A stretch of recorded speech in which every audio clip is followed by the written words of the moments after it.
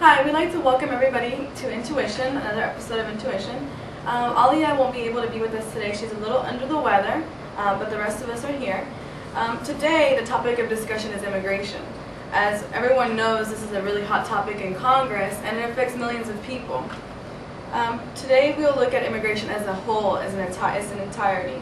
We'll let you decide where you stand on this very important issue, and we'll begin with the reasons of why people immigrate into the United States. Well, I think that people immigrate here because there's a lot of opportunities in America, and there's a lot of freedom, and we get to make a lot of decisions on our government and stuff. We're a very involved country, and so to become a citizen, I think, is a really big deal here. Okay, well, with me, I found 3 reasons why people like to come to this country.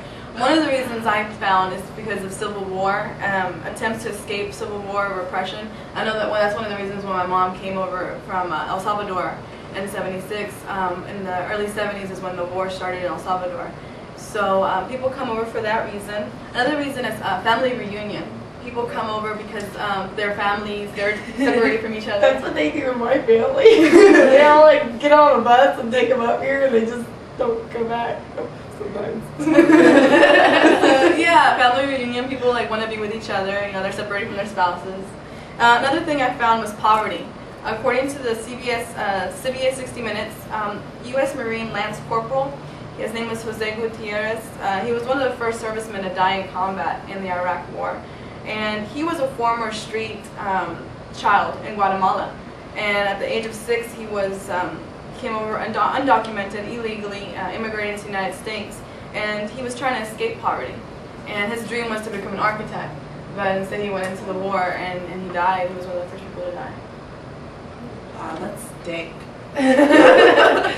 Wow. Well, wouldn't you say like another reason for coming over here is education? Mm-hmm. Like I see a lot of that, especially here in college. There's so many people that are just so brilliant that want to come here and study, and it kind of blows my mind that we're really that cool. Well, our school is very diverse. A lot of people are international students, which is a good point. The first 2 years I was here, I didn't have like I'm half Mexican and half white. All my friends were like Indian and Arabic, and it was just like these. I grew up in the country, so I didn't even know about all these people. It was like a huge change for me. I love immigrants. Yay! I came from Katy. I mean, it's not that far down, but it's prominently white. But I came here and it's so diverse, and I love it. I think it's a really good opportunity for people, especially at U of H.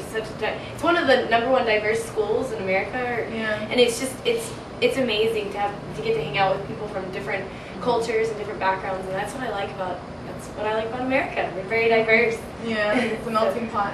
Yeah, it's awesome. I like it.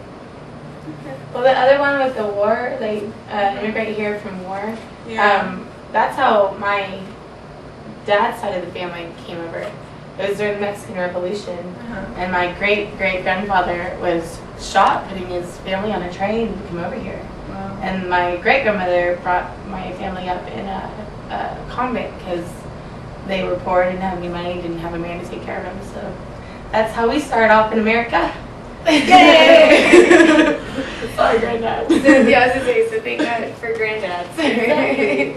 I just think a lot of people are looking for a better life, and they come over here trying to find a better life for themselves and their families.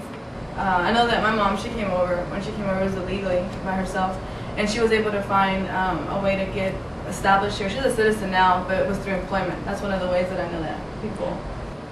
Well, we were talking the other day, or yesterday at lunch, about how you can't get your what do you call it? I'm sorry. I'm Your blanking on- citizenship. Citizenship, thank you. You can't get your papers until you're 25 if your parents are illegal.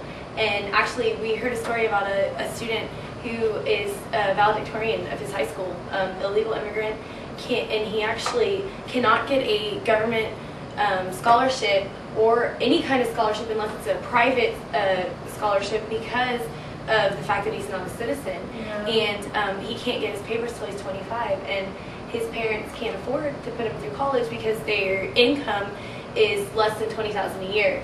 And in that he case, can apply for financial aid. because exactly, he's he like- can't, Because anything it's that all has to do with government money. government funded, Yeah. he can't do. And it's really sad for somebody like that who really has potential to be somebody great. Right. And now he has to wait, 6-7 years in either a community college or not go to college. And by that time, when he's 25, is he going to want to go to college and, Or and is he be gonna be something that already- he can? Or is he going to be working In the trade that he's small already- job yeah. that he's been working for 7 years? Yeah. And for people like that, I think it's a horrible situation. So I wish we could just help everybody to get their papers that are going to be somebody great, Yeah. And it's really, that to me is Well, sad. do you think he would have been valedictorian if he wasn't here going to school? Like just with the No, I honestly think that maybe him being valedictorian had a lot to do with coming here and having a better opportunity and saying, you know what, I'm going to gonna be work better, hard. I'm going to be good, I'm going to work hard Yeah. because I want to be making good money, Yeah. know? Well, So- those are all really good points that you made. Okay, well, we'll be right back after this commercial break.